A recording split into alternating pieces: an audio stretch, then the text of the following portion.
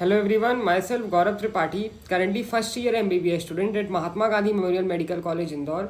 In this video we are going to see how to do revision most practical way.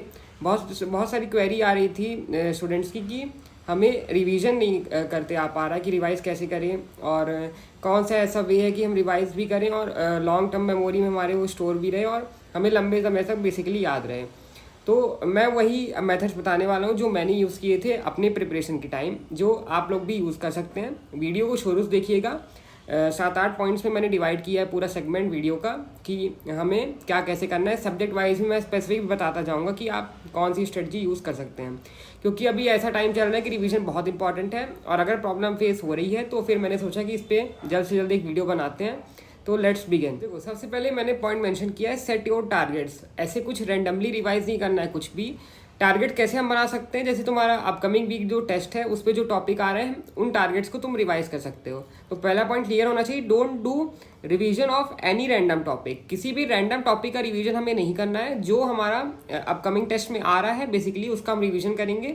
उससे क्या होगा, हमारी test की preparation भी होती जाएगी और जो सिलेबस में तो वो आना ही है मेन अपने एग्जाम में, तो उसकी भी प्रिपरेशन होती रहेगी। तो पहले एक टारगेट बना लेना कि मेरा फिजिक्स में ये टारगेट है, सब्जेक्ट वाइज केमिस्ट्री में ये है, बायो में ये है, ये जो चैप्टर आ रहे हैं बेसिकली वही तुम्हारे टारगेट रहेंगे टेस्ट वाले। तो अब देखो, सेकंड पॉइंट है कि first cover the most important topic. ये सबसे मतलब इंपॉर्टेंट चीज़ है मैं बोलना चाहूँगा, क्योंकि देखो बड़े बड़े चैप्टर्स रहते हैं ना, इतने सारे चैप्टर्स हैं, सबको रिवाइज करना है। तो सबसे पहले बात की जाए नीट पॉइंट ऑफ व्यू से, तो जो सबसे मोस्ट इंपॉर्टेंट टॉपिक है पहले उससे रिवीजन स्टार्ट किया करो, क्योंकि उसी से क्वेश्चन आने की प्रोबेबिलिटी सबसे मैक्सिमम होती है। हम कैसे फिगर आउट करें क्या मोस्ट इंपॉर्टेंट है, कैसे पता चले? टीचर जब कराते हैं, तुम वो क्लास वगैरह करते हो, जब टीचर की जब पढ़ाते हैं वो, तो वो बताते हैं बेसिकली कि ये वाला मोस्ट इंपॉर्टेंट टॉपिक है, तो तुम उसी वक्त नोट पे एक स्टार मार्क कर लिया करो वहाँ पे। तो क्या ऑर्डर रहेगा, सीक्वेंस? पहले हम क्या करेंगे, प्रायोरिटी शुड बी क्लियर, है ना। पहले फर्स्ट मोस्ट इंपॉर्टेंट टॉपिक्स, पहले जो मोस्ट इंपॉर्टेंट टॉपिक जो टीचर ने बताया कि इससे प्रोबेबिलिटी हाई है क्वेश्चन आने की, उनको पहले रिवाइज किया करो। फिर देन लेस इंपॉर्टेंट, है ना। उसके बाद जो थोड़ा सा कम इंपॉर्टेंट है, जो टीचर ने नहीं बताया है, उनको रिवाइज करना है। फिर टीचर्स ये भी बताते हैं कि ये नहीं आ सकता है बट देख लो एक बार, ऐसा बोलते हैं ना कि देख लो ये चीज़, बट आने की प्रोबेबिलिटी इसकी बहुत कम है। वो होता है अपना लीस्ट इंपॉर्टेंट, उसको तुमको लास्ट में हमेशा रिवाइज करना है। तो ये सीक्वेंस हमेशा दिमाग में याद रखना। मोस्ट इंपॉर्टेंट टॉपिक कभी मत भूलना रिवीजन करते समय, उसके एकदम अच्छे से थरोली रिवीजन करना है। अब हमारा जो अगला वो है, जो हमने हेडिंग डाली है, use your short notes for quick revision. इसमें मैंने लिखा है specially for physics and physical chemistry.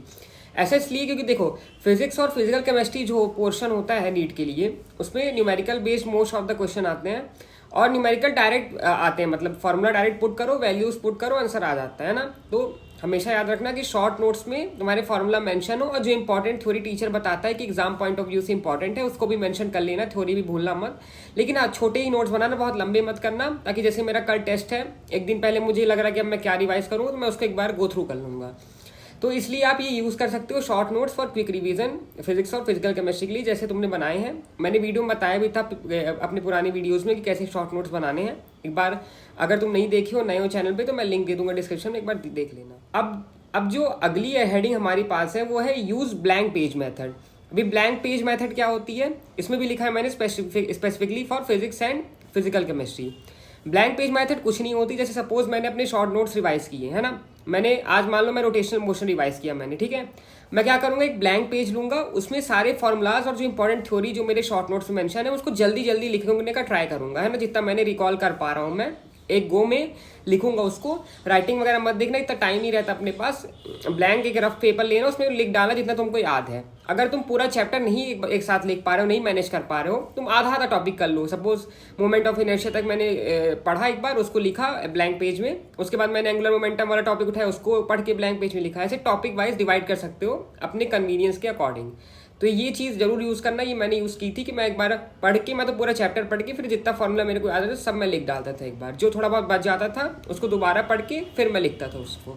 तो क्या लिख लिख के रिवीजन करोगे तो बहुत एक्टिवली माइंड में रिकॉल होती है चीज़ें और वो लॉन्ग टर्म तक मतलब तुम्हारे दिमाग में स्टोर हो जाती है, तो फिर लंबे समय तक याद करने में थोड़ा ज़्यादा हेल्पफुल होता है। अब अपना अगली जो हेडिंग है वो है try to write while revising. ये मैंने इसलिए लिखा है क्योंकि देखो, अभी मैंने पहले भी बताया कि जब हम कोई चीज़ लिख लिख के उसको पढ़ते हैं, लिख लिख के रिवाइज करते हैं, तो हमें जो हमारी क्या कहते हैं जो रिटेन करने की कैपेसिटी होती है माइंड में वो थोड़ा बढ़ जाती है, इंक्रीज हो जाती है। तो हमें प्रोबेबिलिटी ये रहती है कि हमें वो चीज़ लंबे समय तक याद रहेगी, क्योंकि हम रिवीजन कर लेते हैं फिर 5-6 दिन बाद वो चीज़ भूल जाती है। इसलिए कंटिन्यू रिवीजन करना पड़ता है, साथ साथ लिख लिख के अगर करोगे तो वो थोड़ा सा माइंड में जल्दी क्लिक होती है चीज़ें और थोड़ा लंबे समय तक याद रहती है। तो when you right things while revising something it stage in your mind for the longer duration of time. तो इसलिए आप कोशिश यही करना कि लिख लिख के रिवीजन करना, बहुत टाइम वेस्ट मत करना लिखने पे, जल्दी जल्दी जैसे रफ में लिखते हैं वैसे लिखते जाना, जल्दी जल्दी राइटिंग वगैरह मत देखना, क्योंकि हमें ये याद करने बस के लिए लिखना है, कोई हम उसमें कॉपी वॉपी अलग से थोड़ी बना रहे हैं। तो ये चीज़ एक हमारा अगला जो हेडिंग है 6 नंबर की, वो है for bio use notes plus NCERT.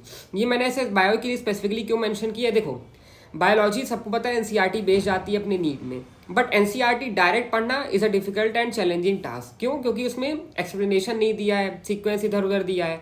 तो पहले एक बार नोट्स पढ़ लिया करो जल्दी से, फिर उसके बाद एनसीईआरटी पढ़ा करो। ये बेस्ट वे है जो मैंने भी यूज़ किया था रिवीजन के लिए, बायोलॉजी के लिए स्पेसिफिकली, कि मैं एक बार नोट्स मेरे गो थ्रू हो गए थे माइंड में तो मैं एनसीईआरटी ही पढ़ता था। इससे क्या है कि जैसे अभी आज मेरा सपोज मेरा कल बायोलॉजिकल क्लासिफिकेशन टेस्ट है, पार्ट टेस्ट है, ठीक है, तो मैंने एनसीईआरटी पढ़ ली उस चैप्टर की। आगे भी कभी बायोलॉजिकल क्लासिफिकेशन आएगा, बहुत बार आएगा वो, कभी लॉन्ग टेस्ट में आएगा, तो फिर मैं उसकी एनसीईआरटी पढ़ूंगा। इस तरीके से मेरी पूरी एनसीईआरटी दिमाग में छपती जाएगी। ये मेथड मैंने भी यूज़ की थी, जो आप लोग भी यूज़ कर सकते। तो अब अपना अगली जो हेडिंग है वो है यूज़ एक्टिव रिकॉल मेथड। अभी एक्टिव रिकॉल मेथड क्या होती है, जैसे सपोज मैं कोई कॉन्सेप्ट पढ़ रहा हूँ बायोलॉजिकल क्लासिफिकेशन, ठीक है, अब मैं उसको नॉर्मली अपने नोट से रीड कर रहा कि biological classification was given by R.H. Whittaker in this year and criteria for was this and he divided it into 5 kingdom, है ना। इस तरीके से हमें नहीं पढ़ना है। इस तरीके से कोई चीज़ बहुत बोरिंग लगने लगती है। थोड़ा सा इंटरेस्ट के साथ पढ़ो, जैसे हैंड मूवमेंट वगैरह करके पढ़ो कि for example R.H. Whittaker gave the, मैं अपने आप को पढ़ाऊंगा कि R.H. Whittaker gave 5 kingdom classification, उन्होंने क्राइटेरिया ये यूज़ की, नंबर 1 क्राइटेरिया ये, नंबर 2 ये, नंबर 3 ये। उसके बाद उन्होंने 5 किंगडम में डिवाइड किया, kingdom Monera, kingdom protista, kingdom fungi, kingdom Plantae, kingdom animalia. पहले किंगडम में रखी यूनिसेलुलर प्रोकैरियोट, सेकंड में रखी यूनिसेलुलर यूकैरियोट्स। इस तरीके से मैं खुद को समझाते समझाते अगर चीज़ें रिवाइज करूँगा तो वो थोड़ा इंटरेस्टिंग लगती है थोड़ा बहुत, और फिर क्या होता है कि वो ज़्यादा लंबे समय तक हम याद कर सकते हैं। तो थोड़ा इंटरेस्ट के साथ पढ़ना, ऐसे नहीं कि कॉपी लेके सीधे उसको रीड करने लग जाए। रीड करना नहीं, हमको उसको समझ समझ के खुद को समझाते हुए पढ़ने चलना है। सामने कोई दीवार है, कुछ भी है, उसको उसी को समझाने लग जाओ, है ना। ऐसा फील करो कि सामने कोई है, हम उसको समझा रहे हैं वो कॉन्सेप्ट। तो इस तरीके से तुम रिवाइज करना। अभी तक जो मैंने चीज़ें बताई थी वो सब थी कि हम नोट्स या शॉर्ट नोट्स से कैसे वो कर सकते हैं रिवीजन।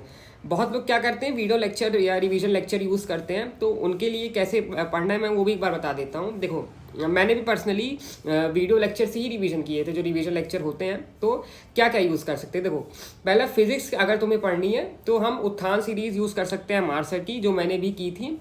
क्यों वो बेस्ट है, देखो मैं बताता हूँ। उसमें सर ने पूरी थ्योरी कवर की है, 1% थ्योरी मिसिंग नहीं है। उसके साथ का क्वेश्चन भी इतने कम टाइम में कराया है सर ने, वो भी न्यू टाइप की क्वेश्चन, तो मतलब वो तो और अच्छा हो गई चीज़। तो बेस्ट है अगर तुम्हें फिजिक्स यूज़ करनी है, रिवीजन के लिए यूज़ करना है वीडियो लेक्चर, तो उत्थान सीरीज ऑफ MR सर।